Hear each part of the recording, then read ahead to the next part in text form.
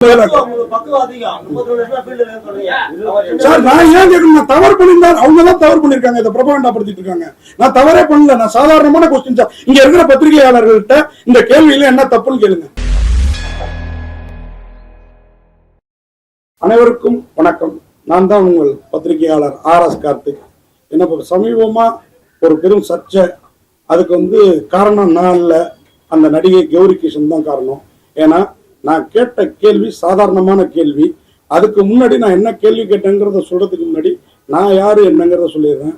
நான் ஒரு 32 ஆண்டுகளா 93 அதுல இருந்து இன்னைய வரைக்கும் பத்திரிகையாளராக இருக்கேன். நான் வேலை பார்க்காத பத்திரிகை ஒரே ஒரு பத்திரிகை தான், டெய்லி, தினமலர், தினமணி, தினம் தந்தி, இப்படி எல்லா பத்திரிகையிலும் வேலை பார்த்துருக்கேன். வேற சொல்லலாமான்னு கூட தெரியல.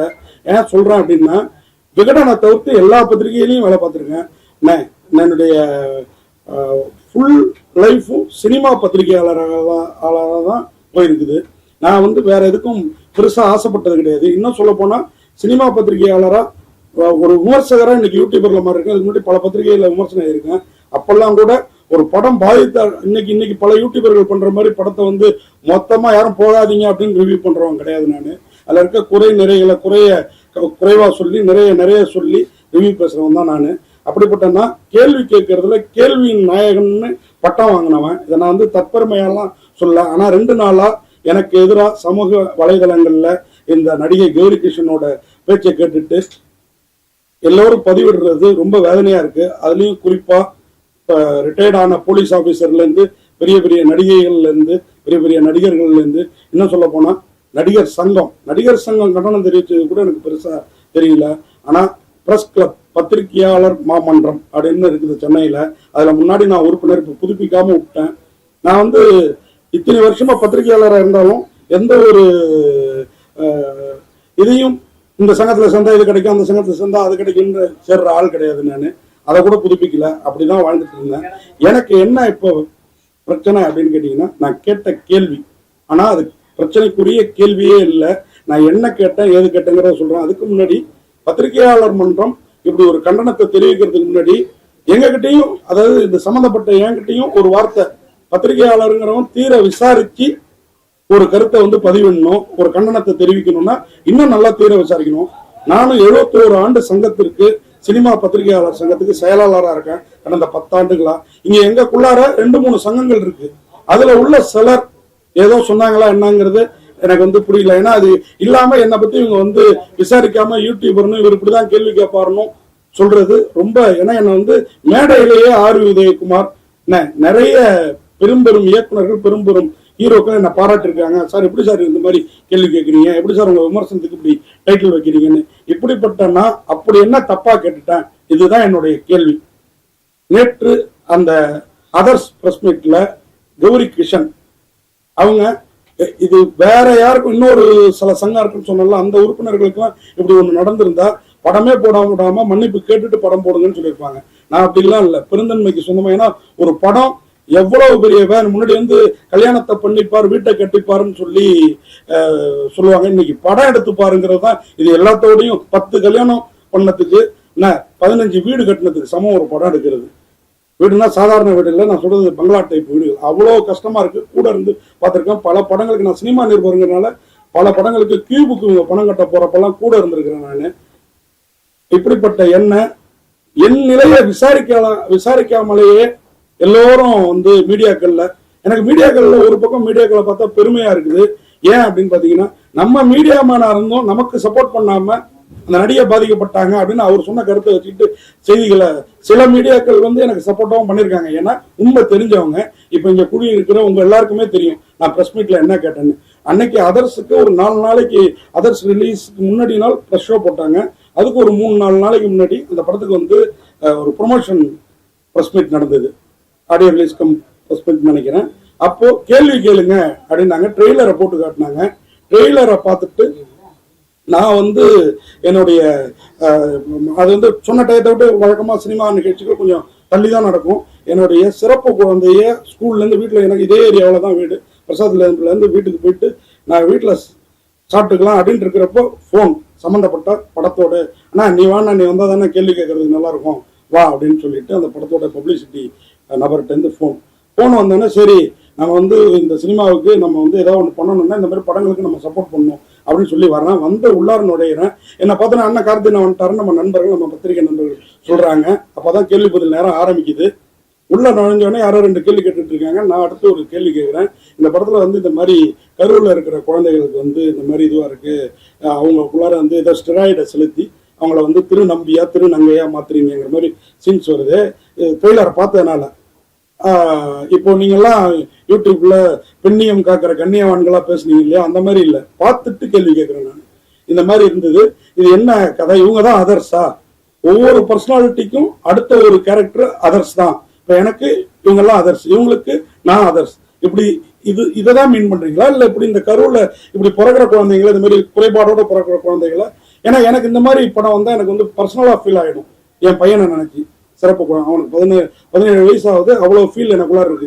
அப்படி பொறுப்பான ஒரு தகப்பனா ஒரு 32 வருஷத்துக்கு முன்னாடி நான் கேட்ட கேள்விகள் வேற மாதிரி இருந்திருக்கலாம். இன்னைக்கு நான் அவ்வளோ பார்த்து கேள்வி கேட்கிற ஒருத்தனை எல்லா சேனல்லையும், குறிப்பா யூடியூப்ல டிவி சேனல்கள்ல 1-2 சேனல் தான் நமக்கு வந்து என் நிலையும் எடுத்து கூறியிருந்தாங்க. நான் கேட்ட கேள்வியை இப்போ உங்களுக்கு காமிக்கிறேன். இதுல என்ன தப்பு இருக்குன்னு நீங்க சொல்லுங்க. அவ்வளவு பேரை நான் சமூக வலைதளங்கள்ல அவ்வளவு கேவலமா, அவ்வளோ இதுவா, உன் வீட்டுல பொண்ணு இல்லையா, புள்ள இல்லையா, என் வீட்டு பொண்ணோ இது வந்து நடிக்க வரல, நடிக்க வந்தவங்களே நான் தப்பா சொல்லல. நான் கேட்ட கேள்வி ஹீரோ கிட்ட அந்த ட்ரெய்லர்ல, அடுத்து இந்த கேள்விக்கு அவர் நல்ல ஒரு பதில் டைரக்டர் சொன்னாரு. அடுத்து ஹீரோ கிட்ட கேட்ட கேள்வி, அந்த பொண்ணை ட்ரெய்லர்ல பார்த்து தூக்கி சுத்துறீங்களே, அவங்க வந்து என்ன வெயிட் இருந்தாங்க? ஏன் இதை கேட்டேன்னா, சில சமயத்துல ஹீரோக்கள் தூக்குறப்ப கீழே வந்திருக்கலாம், எத்தனை டேக் எடுத்திருக்கலாம். இது பிரபல பத்திரிகைகள் எல்லாத்துலயுமே, நான் வந்து வேலை பார்க்காத பத்திரிகை ஒரே ஒரு பத்திரிகை விகடன் மட்டும்தான். பாக்கி எல்லா பிரபல பத்திரிகைகளும், டெய்லி பத்திரிகை, மாத இதழ், வார இதழ் எல்லாத்துலயும் வேலை பார்த்துருக்கிறேன் நான், ஃப்ரீலான்சராவோ ஸ்டாஃபாவோ ஆரம்பிச்சு தொடங்கி. ஆனா இன்னைக்கு அந்த பத்திரிகையில இருக்கிறவங்க கூட இந்த பொண்ணை வந்து இப்படி ஒரு ஆண் சமூகத்துக்கு முன்னாடி பேரா பண்ணிட்டோம், அதை பண்ணிட்டோம், அப்படிலாம் இல்லைங்க. அந்த பெண் துணிச்சலா உள்ள வந்தாங்க. பிரஸ் மீட்டிங் முடிச்ச பிறகுதான் நான் ஒரு கேள்வி கேட்டேன். இந்த 2வது பிரஸ் மீட்ல, முதல் பிரஸ் மீட்ல நான் கேட்டது, இப்படி தூக்கி சுத்துறீங்களே என்ன வெயிட் இருப்பாங்கன்னு சிரிச்சுட்டு கேட்டேன். அதுக்கு முன்னாடி ஹீரோ இவங்கெல்லாம் எனக்கு அக்கா மாதிரின்னு நான் உள்ள வர்றப்போ யாரோ ஒரு கேள்விக்கு பதில் சொன்னாரு, இவங்க எனக்கு அக்கா வயசு உடையவங்க அப்படின்ற மாதிரி. அப்பயே அந்த ஹீரோயினோட முகம் மாறிடுச்சு. அந்த பொண்ணுக்கு கோபம் காட்ட நினைச்சது ஹீரோ கிட்ட. ஹீரோ தான் அந்த படத்துக்கு கிட்டத்தட்ட ப்ரொடியூசர், ஐ திங்க். என்ன புதுமுக ஹீரோ நல்லா நடிச்சிருந்தாரு. இந்த பொண்ணு நல்லா தான் நடிச்சிருந்தாங்க, இந்த நடிகையும் 96 நாயகியும். இவங்க இது எல்லாமே பப்ளிசிட்டிக்காக பண்றாங்களோன்னு எனக்கு தோணுது. ஏன்னா இன்னைக்கு அவங்களுக்கு மார்க்கெட் பெரிய லெவல்ல இல்லை. அப்போ நான் கேட்டது இந்த ஹீரோ கிட்ட, இந்த மாதிரி இவங்கள்ட்ட நான் என்னங்க கேட்க முடியும்? டொனால்டு ட்ரம்ப்பை பத்தியும் பிரதமர் மோடிஜி பத்தியும் ஐயா முதல்வர் ஸ்டாலின் அவங்கள பத்தியும் கேட்க முடியுமா? இவங்க என்ன விஜய் மாதிரி அரசியல் பண்ணிட்டாங்களா? சினிமாவில் இன்னமும் மரத்தை சுத்தி டூயட் பாடுறதும் ஹீரோ ஹீரோயினை தூக்குறதும் தான் இன்னமும் காட்சிப்படுத்துறீங்க. இந்த படம் கூட கிரைம் த்ரில்லர் படம், இதுலயும் நீங்க டூயட் வைக்கிறீங்க. அப்ப நான் கேட்கிறேன் அந்த கேள்வியை, தூக்குனீங்களே என்ன வெயிட்? அதுவும் நீங்க அக்கான்னு சொன்னீங்க, டைரக்டர் வேற ஹீரோயினா கிடையாது, படம் முழுக்க இருக்க மாட்டாங்க அப்படின்னாரு. ஆனாலும் அந்த பொண்ணோட வெயிட் என்ன அப்படின்ட்டு இவர்கிட்ட கேட்கிறேன். தூக்குனதுனால நான் விஜயகாந்த், சரத்குமார் இவங்களோட காலத்துல இருந்தே இருக்கேன். அவங்களாம் தூக்கிட்டு வந்து, எப்பா தூக்க முடியலப்பா, அவ்வளவு வெயிட்டுப்பா, எப்பா இப்படிப்பா. இந்த பிரஸ் மீட் என் சீனியர்கள் எல்லாம் கேட்டதை நான் பார்த்திருக்கேன். நானும் பல கேள்விகளை வந்து கேட்டிருக்கிறேன் நான். ஓகேங்களா? இந்த வெயிட் கேட்டதுல என்னங்க தப்பு? இந்த பொண்ணுக்கு ஒண்ணு அவர் அக்கான்னு சொன்னதுல கோபம் முகம் மாறிடுச்சு இந்த Gowri கிஷனுக்கு.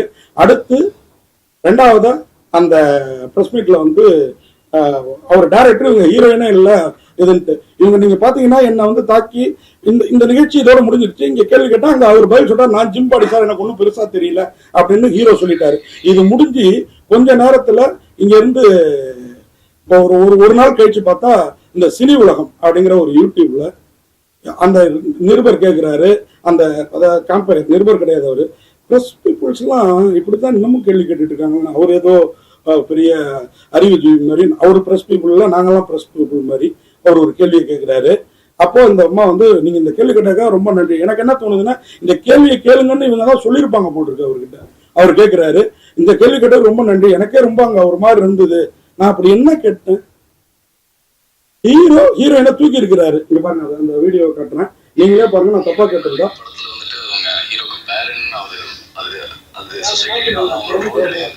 They have much more than just partner.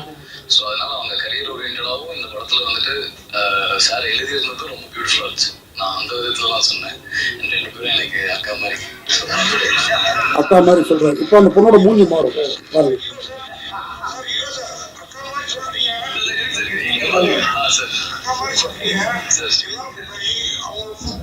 ஹீரோயினா அப்படி ஃபுல்லாலாம் வர மாட்டாங்க அப்படிங்கிற மாதிரி டேரக்டர் சொன்னாரு.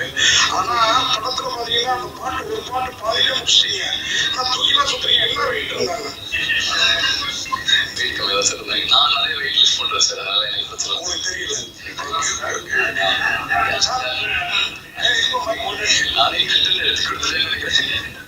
இல்ல அவரு சொன்ன இம்பார்ட்டன்ட் பாயிண்ட் வந்து இன்னைக்கு ஹீரோயினாலே படத்துல வந்துட்டு அவங்க ஹீரோக்கு பேரண்ட் அது சொசைட்டிலயும் அது அவங்களோட ரோல் கிடையாது. இந்த கேள்வியில என்ன தப்பு இருக்கு? இதுக்கப்புறம் கௌரிகிருஷ்ணன்ட்டையும் சிலர் கேள்வி கேட்டாங்க. அப்ப கூட அந்த அம்மா இதுக்கு பதில் சொல்லியிருக்கலாம்.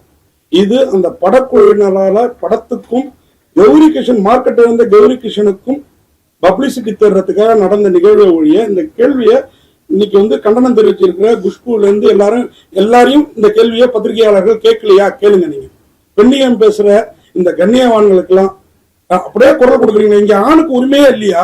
பெண்ணுக்கு மட்டும்தான் உரிமை இருக்கா? என் நிலைய என் குடும்பத்தை தாக்குறீங்க. என் குடும்பத்துல இருக்கிறவங்களும் பெண்கள் தானே. என்ன இது ஒரு ஒன் சைடா இருந்து மொத்த மீடியாக்களும் ஒரு சைடா இருந்து இப்படி வந்து என்னுடைய குடும்பத்தை இழுத்து ஒருத்தவன் வந்து கமெண்ட் போடுறான். 32 வருஷமா இதான் பண்ணி அப்படி கேட்கிறான். நான் என்ன பதில் சொல்றது?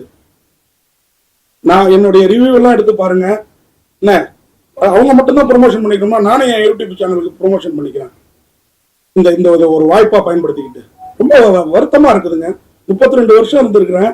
இன்னைய வரைக்கும் இன்னைக்கு நடிகர் சங்கத்துல இருந்து ஒரு கண்டன கடிதம், ஒரு வார்த்தை. நான் ஒரு சினிமா பத்திரிகையாளர் சங்கத்துக்கு செயலாளர். என்கிட்ட ஏன்பா அப்படி எல்லாம் கேள்வி கேட்கிற அப்படின்னா நான் இந்த விளக்கத்தை காட்டியிருக்க போறேன். இத வந்து இன்னொரு சேனல்ல போய் ஸ்டூபிட் கொஸ்டின், எனக்கு இவங்க தெரியாது, இவங்க ஒபிசிட்டிக்காக உடல் பருமனுக்காக இவங்க ட்ரீட்மெண்ட் எடுத்திருக்காங்க, அவங்க மன உளைச்சல்ல இருந்திருக்காங்கிறது எனக்கு தெரியாது. அது இவங்களை பாதிச்சுட்டு இப்ப படத்துல வந்து வழக்கத்தல சொட்டா அப்படின்னு ஏதாவது காமெடி பண்ணா எனக்கு லைட்டா ஒரு ஜக் உள்ள போயிட்டு வரும். ஏன்னா எனக்கு அந்த குறைபாடு இருக்குது. அந்த மாதிரி இவங்களுக்கு என்னுடைய கேள்வி பாதிச்சிருக்கும் போல் இருக்குது. அப்படி இவங்க நினைச்சிருந்தா அங்கேயே ஏங்க இந்த மாதிரி கேட்காதீங்க, இது என்னங்க கேள்வி, இல்ல இது எத்தனையோ பேர் கடந்து போயிருக்காங்க, வெயிட்ட சொல்ல மாட்டாங்க, வயசு சொல்ல மாட்டாங்க, அப்படி போயிருக்கலாம். இதை விட்டு வேற சேனல்ல போய் இவங்களே சொல்லி அந்த சேனல் காம்பேரை வந்து பேட்டி எடுக்க இந்த கேள்வியை கேளுங்கன்னு சொல்லி அவங்களுக்கு கை கொடுத்து பாராட்டி ஸ்டூபிட் கொஸ்டின், நான்சென்ஸ் கொஸ்டின் அப்படின்லாம் சொன்னேன். என்னுடைய கல்லூரி படிப்பை நான் வந்து ஊட்டியில படிச்சு முடிச்சிருக்கிறேன். எனக்கு ஸ்டூபிட்டுக்கு நான்சென்ஸுக்குலாம் என்னன்னு தெரியாத அர்த்தம். எங்க அப்பா கெசடட் ஆபீசர், 8 MA. அப்படிப்பட்ட ஒருத்தரோட பையன் தரம் தாழ்ந்து கேள்வியை கேட்பானா? இத்தனை பேர் கமெண்ட் போடுறீங்களே, இது வரைக்கும் நான் தரம் தாழ்ந்த கேள்வி யார்ட்டுமே கேட்டதில்லை. என்னைக்கா ஒரு கான்ட்ரவர்சியா ஆயிருக்குமே ஒழிய இந்த மாதிரி தரம் தாழ்ந்த இந்த கேள்வி இப்ப பாத்தீங்க, நான் வீடியோ காட்டினேன். எங்க இதுல தரம் தாழ்ந்திருக்கு? நடிகர்கிட்ட வெயிட் கேட்கல. நடிகரை நீ தூக்கிருந்தா நடிகர்கிட்ட கேட்டிருப்போம், உங்கள்கிட்ட கேட்டிருப்போம் நடிகரோட வெயிட் என்னன்னு. உன்னை தூக்குனது அந்த நடிகர், அதனால அவரை கேட்கிறோம் இல்லைங்களா? இதுல என்ன தப்பு? இத மறுநாள் அன்னைக்கு படம் முடிஞ்சோன்னா பிரஸ் மீட் அன்னைக்கு போய் இவங்களெல்லாம் பேச விட்டு அப்புறம் கேள்வி நேரம் வந்தோடனே இன்னொரு நண்பர் அவர் குரல் டிவி மோகன் ஒரு கேள்வி கேட்டாரு. அதுக்கப்புறம் நான் ஒரு கேள்வியை ஆரம்பிச்சேன். அப்போ ஒரு 4-5 பத்திரிகையாளர்கள் நமக்கு சப்போர்ட்டா, இவங்க சொல்ற மாதிரி ஆண் சமூகம் மொத்தமும் இங்க ஆண்களா கூட இருக்கீங்களே, நான் மட்டும் தான் இருக்கேன், இப்படி கத்துறீங்களா, அதெல்லாம் சீன். நான் திரும்பவும் சொல்றேன், சீன். அதெல்லாம் அதை பண்ணாதீங்க. இன்னைக்கு பைல்வான் கூட பேசியிருக்கிறாரு, பத்திரிகையாளரை எடுத்துக்கிட்டு பண்ணாதீங்க, அவங்க பாவத்தை கொட்டிக்காதீங்கன்னு. ஏன்னா ஒரு ஸ்டெப்பு நீங்க உயர்றதுக்கு நாங்க காரணமா இருக்கிறோம். அது 32 வருஷமா என்ன பாராட்டாத நடிகர்களே கிடையாது.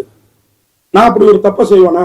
அப்போ அந்த கேள்வி இது இந்த பொண்ணுக்கு காண்டானது அக்கான ஹீரோ சொன்னதுனாலையும், ஏன் நான் கேள்வி கேட்டாலே மீடியாவில் சிரிப்பாங்க. 200 பேர்ல ஒரு 10 பேர் தான் கேள்வி கேட்கணும். அதுல நான் ஒரு ஹாசியமாவும் சுவாரஸ்யமாவும் கேள்வி கேட்க முடியும்.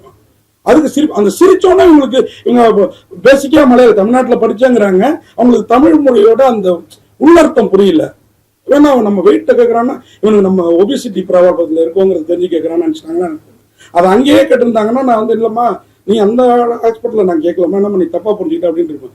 வேற சேனலுக்கு போய் 32 வருஷமா கேள்வியின் நாயகன் பட்டம் எடுத்து வச்சிருக்கிற என்ன, இதே இன்னைக்கு நாசர் சொன்ன அந்த நடிகை திருப்பி என்கிட்ட சமரசமாயி நான் முன்னாடி கேள்வி கேட்ட பத்தி தான் ஒரு கேள்வி. அந்த சம்பவம் இருந்தப்ப நானும் இருந்தேன். அது கிரீன் பார்க் ஹோட்டல் வந்து அதை தவிர இவர் எங்கேயும் போல. அப்படி இருக்கும்போது எப்படி அதை நடிகர் சங்கம் அதை குறிப்பிட்டு பேசுறாங்க?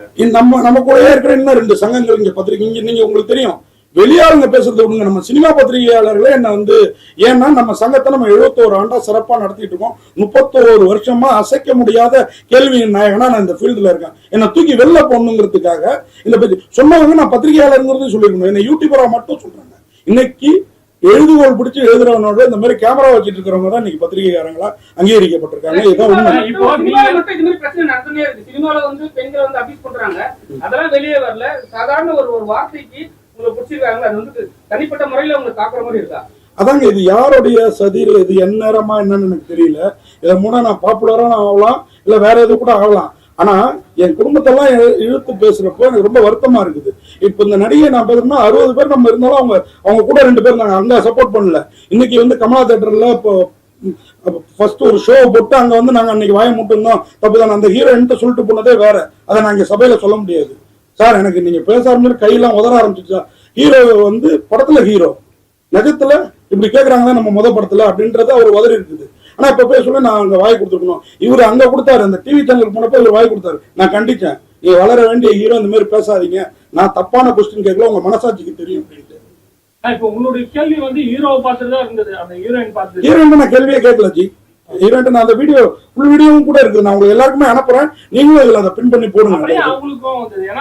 அதுதானே அவங்களோட ஒபிசிட்டி ட்ரீட்மெண்ட் எனக்கு தெரியாதுங்க, புரியுது. அவங்களாம் இன்னைக்கு புது நடிகைகள் இல்லையா, நமக்கு முன்னாள் நடிகைகள்லாம் சில கதை தெரியும். என்னுடைய வருத்தம்லாம் என்னைய பிடிச்சி இந்த காட்சி காத்துறீங்களே, எடை என்னன்னு ஹீரோ தூக்குன ஹீரோ கிட்ட கேட்டதுக்கு இங்க எத்தனை யூடியூபர்கள் சினிமாக்குள்ளார் இருந்து சினிமாக்காரங்களை எவ்வளவு மோசமா, நான் ஒரு ரிவ்யூல கூட ஜென்யூனான ரிவ்யூ பண்ணிட்டு இருக்கிறேன். நான் என்ன வந்து மேடையிலே குழப்ப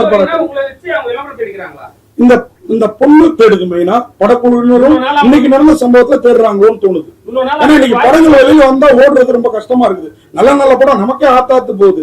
ஏன்னா இன்னைக்கு வந்து வீட்லயே நம்ம உட்காந்து படம் பாக்குற மாதிரி ஓட்டிட்டு இந்த மாதிரி இதெல்லாம் வந்துட்டு ஒரு 10 நாள் கழிச்சு ஓட்டிட்டுல வரப்போது நம்ம அங்க பாத்துக்கலாங்கிற மனநிலையில மக்கள் இருக்காங்களோ என்ன தெரியல. இவங்க தியேட்டர்ல ஓட வைக்கிறதுக்காக என்ன யூஸ் பண்ணிட்டாங்களோ, அதுக்கு ரிட்டையர்டு போலீஸ் ஆபீசர், என்ன கான்ட்ரவர்சி பாடகி, என்ன முன்னாள் கதாநாயகி, இவங்க எல்லாம் பலியாயிட்டாங்க, என்ன பலி கொடுத்துட்டாங்க.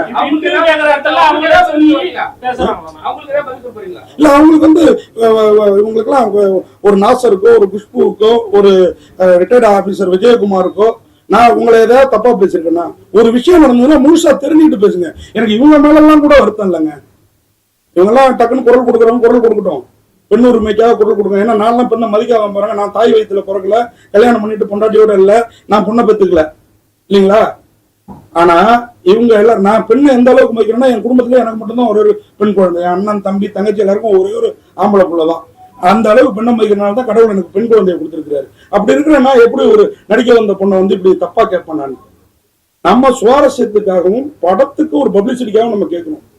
இதை வந்து பெருசா கான்ட்ரவர்சி ஆகினது இந்த கதாநாயகி, அதுக்கு துணை போனது இந்த படக்குழுவினர். ஆமா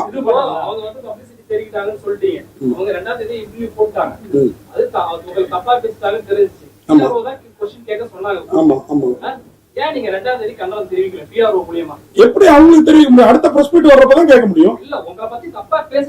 ஆமா சார், எனக்கு அந்த கதாநாயகரோட நம்பர் எதுவும் வாங்குற பழக்கம் இல்ல. நான் இன்னைக்கு வந்து இல்ல எதுக்கு நான் தெரிவிக்கணுங்கிற அதான் பிரஸ் மீட் இருக்குது. அடுத்த பிரஸ் ஷோ 2 நாள்ல இருக்குது. பிரஸ் ஷோ அன்னைக்கு பிரஸ் மீட் வைக்க போறாங்க. சார் நான் ஏன் கண்டனம் தெரிவிக்கணுங்கிற அதான் இது தெரிவிச்சேன், இது பிரஸ் மீட்ல தெரிவிச்சோம். அதான் சவுண்ட் ஆச்சு. அதை பார்த்துட்டு தான் இன்னைக்கு வைரல். இது எல்லாரும் வந்து என்னைய தப்பா சொல்றாங்க.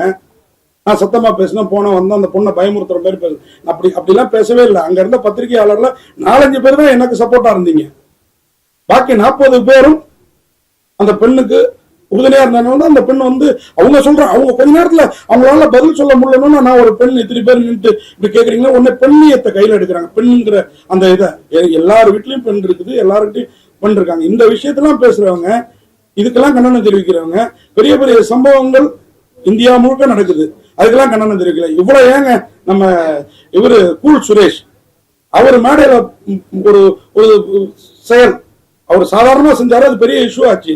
ஆனா பத்திரிகையாளர்கள் அதை வந்து கொண்டு போனாலும் எந்த நடிகர் சங்கமோ எந்த ஒரு இதுவோ கண்டனம் தெரிவிக்கல. அவருக்கும் சப்போர்ட்டா இல்ல, அந்த பொண்ணு காம்பையருக்கும் சப்போர்ட்டா இல்லாம இருந்தது. ஏன்? ஆனா இன்னைக்கு அவர் என்ன சப்போர்ட் பண்றாரு? இதெல்லாம் சொல்லி நீங்க நியாயப்படுத்த விரும்புறீங்களா? நியாயப்படுத்துறதுன்னா சார் நான் தப்பே பண்ணலையே, நான் ஏன் நியாயப்படுத்தணும்? இப்ப பாத்தீங்களா சார், பாடி ஷேமிங் நான் பண்ணல. பாடி ஷேமிங் எப்ப திரும்ப பண்ணேன்? இந்த 2வது பிரஸ் மீட் நடந்ததுல அப்பதான் கேள்வி கேட்டேன். ஏன் திரும்ப கேட்டேன்? இல்ல இல்ல இல்ல இல்ல இல்ல கேள்வி கேட்டது அதுக்காக தான் நான் சொல்லிட்டேன். என் சைடு அன்னைக்கு இதே மாதிரி மைக்கில் அதனாலதான் இன்னைக்கு இந்த பிரஸ் மீட். ஆமா, எப்படி என்ன ஸ்டூபிட் கேள்வி கேட்க தெரியாதவன், சென்ஸ் இல்லாதவன் ஒரு சீனியர் பத்திரிகையாளர். ஏங்க முந்தானேத்து வந்து இந்த நடிகைக்கு இவ்வளவு ஈகோ இருக்கிறப்ப 32 வருஷமா சினிமா பத்திரிகையாளரா சினிமாவுக்காக ஜெர்னலிசம் பண்ணிட்டு இருக்க எனக்கு எவ்வளவு இருக்கும்? எதுக்கு நான் தனிப்பட்ட முறையில்? அவங்க தனிப்பட்ட முறையில என்கிட்ட பேசிருக்கலாமே. என்ன இப்படி கேக்குறீங்க? அன்னைக்கு அந்த பிரஸ் மீட் முடிச்சோன்னு என்கிட்ட வந்து பேசிருக்கலாமே. அவங்க எப்படி தனிப்பட்ட முறையில பேசுறீங்கன்னு நினைக்கிறீங்க? ஏன்னா நீங்க வந்து பொதுமேடையில வெயிட் சார் கேட்டீங்க. அப்புறம் அவங்க எப்படி தனிமுறை சார் அங்கேயே அந்த பொண்ணு சிரிச்சுட்டு தானே போச்சு. அதுக்கப்புறம் நடந்தது என்ன?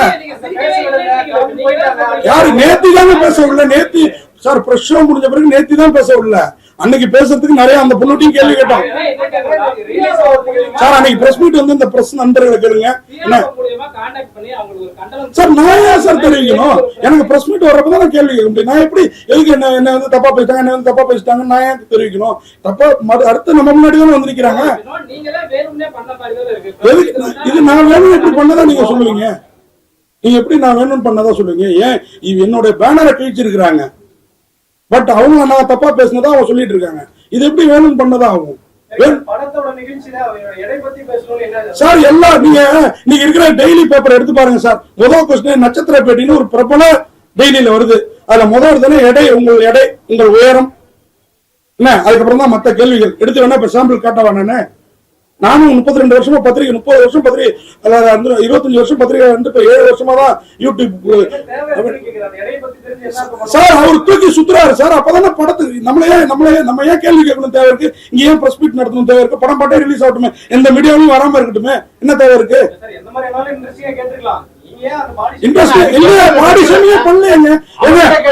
நீங்க எப்ப வந்தீங்களா? அந்த பொண்ணு ஹீரோ அக்கா, நான் ஒரு வீடியோ காமிச்சு உங்களுக்கு காமிக்கிறேன்.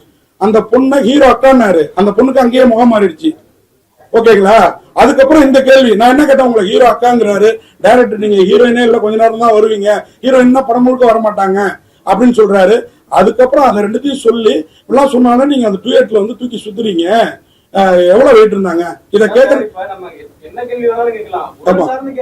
இது உடல் சார்ந்தா நேத்து கேட்ட பாருங்க சார். நேத்து இல்லையா அவரு சார் அங்கேயே அவரு தான் நான் வந்து ஜிம்பாடி எனக்கு ஒண்ணும் பெரிய இது இல்ல அப்படின்றாரு. பெரிய வீட்டு பெரிய பிரச்சனை இல்லைங்கிறாரு சார். இது இன்னைக்கு இல்ல, நீங்க இன்னைக்கு ஃபீல்டுக்கு வந்தீங்க. சரத்குமார் விஜயகாந்த் காலத்துல இருந்து இந்த கேள்விகள் இருக்கு. புரியுதா உங்களுக்கு? ரஜினிகாந்த் காலத்துல இருந்தே இருக்கு. ஏன் அன்னைக்கு கேட்கல? இன்னைக்கு இதை வந்து பிரபலண்டா படுத்துறாங்க, நம்ம கேட்கிறோம் சார். ஹீரோயினை தூக்குனா ஹீரோட்ட கேட்கிறோம் சார். ஹீரோவை தூக்குனா ஹீரோயின் கேட்போம் சார். ஆமா, என்ன தப்பா கேட்டேன்? ஏங்க இவங்களுக்கு வந்து ஒபிசிட்டி ப்ராப்ளம் இருக்குங்கிறது எனக்கு அப்புறம் தான் தெரிய வருது. அவங்க இப்ப நான் தான் சொன்னேன், எனக்கு சொட்டா வழுக்கன்னு படத்துல கமெண்ட் வந்தா கொஞ்சம் முழுக்குன்னு ஒரு கோவம் வரும். அடுத்த நிமிஷம் அதை மறைஞ்சு போயிடும் நம்மளுடைய மெச்சூரிட்டி. இந்த பொண்ணு சின்ன பொண்ணு.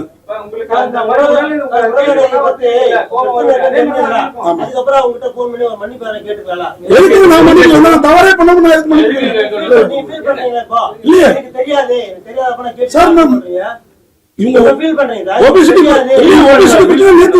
அன்னைக்கு தெரியாது. எதுக்குங்க நான் மன்னிப்பு கேட்கணும்? நான் கேள்வியே தப்பா கேட்கலையே. எல்லாரும் கேட்கிற கேள்வியை தான் நான் கேட்டிருக்கேன். என் மனசு கஷ்டப்படுத்திட்டாங்க, அவங்க மன்னிப்பு கேட்டோம். அதுக்கப்புறம் நான் கேட்கறேங்க. கேள்வி கேட்கறது பத்திரிகையாளர் வேலை. நீங்க என்னத்துக்கு வரீங்க? நீங்க இப்ப வந்து இப்ப கேள்வி கேட்கறீங்க, ஒண்ணு நீங்க இந்த மன்னிப்பு கேட்கறீங்க, எதுக்கு இப்படி கேள்வி கேட்கறீங்க நான் சொல்ல முடியுமா? இது தப்பு சார். நிர்மலத்துல சமூக ஊடகங்கள் பார்க்குது. இங்க இருக்கிற ஊடகங்கள் இல்லங்க சார். இங்க இருந்து ஃபாலோ அப் ஆகி போகுது சார். இங்க வர்றது இங்க NDTV டெய்லி வராங்களா? இல்லையே. இந்த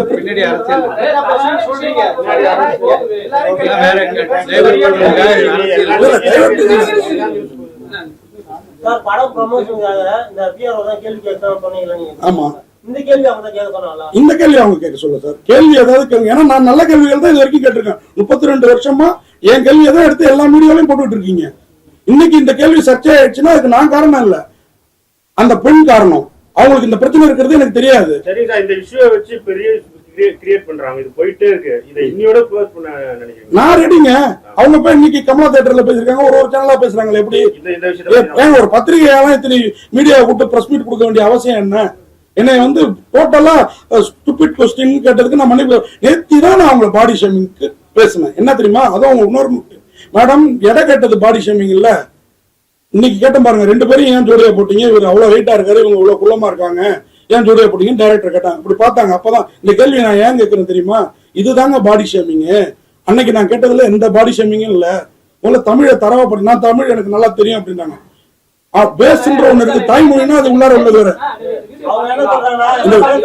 எந்த வீடியோ? ஆமா பார்த்தேன். என்ன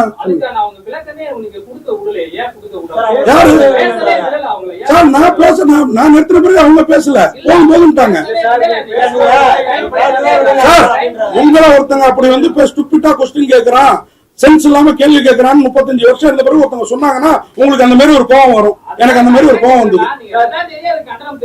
அப்படி அது உண்மை பண்ணணும் இல்லைங்க. எனக்கு இன்னைக்கு தான் தெரிவிக்கணும்னு சொல்லி தெரிவிச்சேங்க. பேசுறது வந்து நீங்க பேசுறது சரின்னு தான் நினைச்சிட்டு இருக்கீங்க. ஆனா எல்லாருமே தப்புன்னு தான் சொல்றாங்க சார். நான் என்ன எல்லாருமே யாரு? நீங்க பண்ணது தப்புதான் சார். இல்ல எப்படி தப்புன்றீங்க? என்ன தப்பு சொல்லுங்க, என்ன தப்பு சொல்லுங்க. பெண்ணோட உடலை பத்தி கேள்வி பண்றதுன்றது அது சார் கேள்வியே பண்ணி கேள்வியில கேட்டோம் சார். நீங்க என்ன பண்ணிட்டு இருக்கீங்க? கேள்வியே பண்ணல.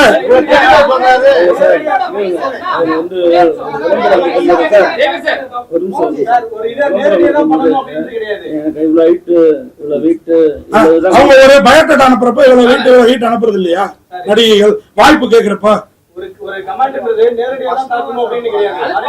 சார் இது தாக்கல இல்ல. நீங்க இந்த வீடியோ பாத்தீங்க, நீங்க இப்ப வந்து இந்த வீடியோ பாத்தீங்கன்னா நான் என்ன கொஸ்டின் கேட்டேன் தெரியுமா? சொல்லுங்க. டைரக்டரும் ஹீரோவும் ஹீரோ அக்கா இல்ல சார், ஹீரோ அக்கான்ட்டாரு. அங்கேயே இந்த நோக்கம் கோவம் வந்துருச்சு. அவர்கிட்ட காட்ட முடியாதுல்ல, என்கிட்ட காட்டுது. அதுவும் அந்த ஸ்பாட்ல காட்டல, அங்க நல்லா சிரிச்சுட்டு தான் போச்சு. இங்க இருக்கிற மீடியாக்காரங்க அத்தனை பேரும் அங்க இருந்தாங்க. அன்னைக்கு சிரிச்சுட்டு போச்சு. அப்படிங்க போச்சு. அவங்க வந்து நான் தம்பியா நினைக்கல அப்படின்னாங்க. அவங்க தம்பியா நினைக்கலன்னு சொன்னாங்க. அப்படின்னு சொன்னாங்க. அவங்க என்ன சொல்றாங்க, நீங்க நேத்து பேசும்போது என்ன பேசவே விடல, டார்கெட் பண்ணி என்ன क्वेश्चन கேக்குறாரு. ஆமா இவங்க பேச சார், இவங்க தான் பேச வேண்டியதுல இப்போ யூடியூப் பேசிட்டாங்களே. புரியுதுல்ல உங்களுக்கு? இவங்க தான் பேசிட்டாங்களே, நான் தானே பேசணும். அப்ப நேத்து எனக்கு மைக் சார் அவங்கள டார்கெட், நான் அவங்கள்ட்ட கேள்வியே கேட்கல சார். திருப்பி நான் அவங்கள்ட்ட கேள்வியே கேட்கல. கேட்டதுன்னா ஹீரோ நான் என்ன கேக்குறேன், எதுக்காக வச்சீங்க, என்ன விளக்கம் கொடுத்தா? இந்த பிரஸ் மீட் வந்து என்ன பத்தி நானும் ஒரு மீடியாக்காரன் 32 வருஷமா நான் வேலை பார்க்காத பத்திரிகை இல்ல அப்படின்றப்போ என்னையே தாக்குற அளவுக்கு நம்ம பத்திரிகையாளர்கள் வந்து மீடியாக்கள்ல செய்தி போடுறீங்க.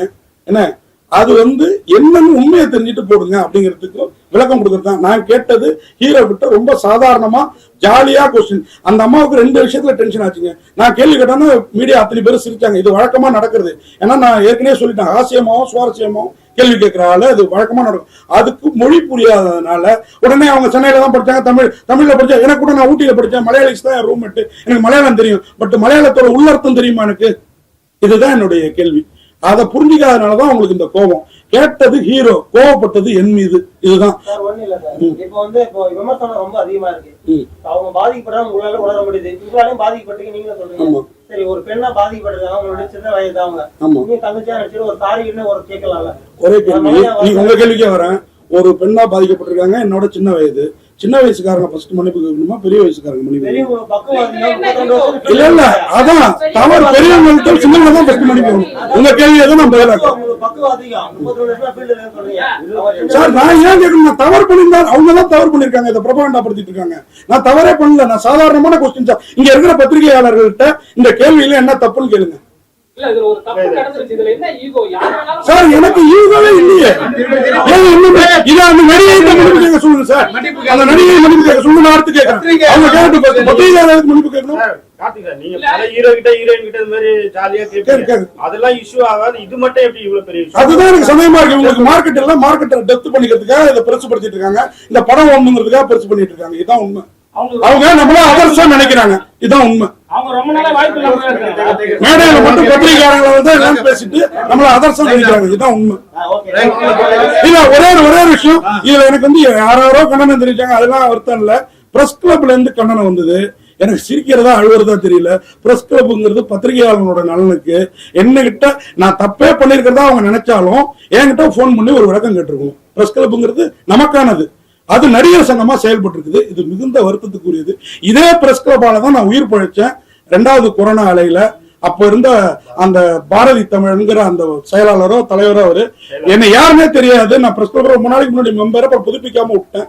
அவரு உட்கார்ந்த வீட்டுக்கு ஆம்புலன்ஸ் வந்து என்ன தூக்கிட்டு வந்து ஜிஹெச்ல சேர்த்து அருமையான ட்ரீட்மெண்ட். இதே டிஎம்கே கவர்மெண்ட்ல வேற லெவல்ல இருந்து எம்பி மினிஸ்டர் எல்லாம் பேசினாங்க.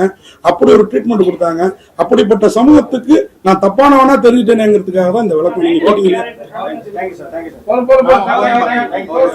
எல்லாருக்கும் சேர்த்து சொல்லி